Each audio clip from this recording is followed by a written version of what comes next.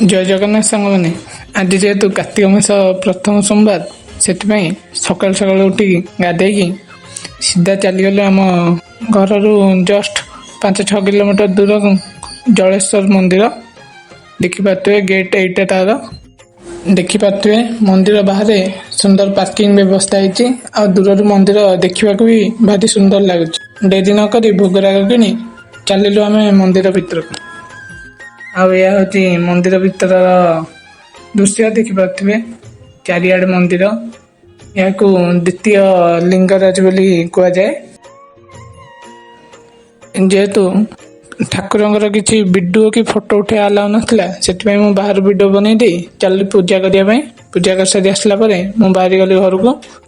ଯଦି ଆପଣଙ୍କୁ ମୋ ଭିଡ଼ିଓ ଭଲ ଲାଗିଲା ତାହେଲେ ଲାଇକ୍, ସେୟାର, ସବସ୍କ୍ରାଇବ୍ କରିବେ। ଆଉ ଆପଣମାନେ ବି ଆସନ୍ତୁ ଆର ସୋମବାର ଜଳେଶ୍ୱର ମନ୍ଦିର ବୁଲିକି ଯାଆନ୍ତୁ। ଆଉ ମୋତେ କମେଣ୍ଟରେ କହିବେ ଆପଣଙ୍କ ମନ୍ଦିରଟା କେମିତି କ'ଣ ଲାଗିଲା। ରହିଲି, ଜୟ ଜଗନ୍ନାଥ।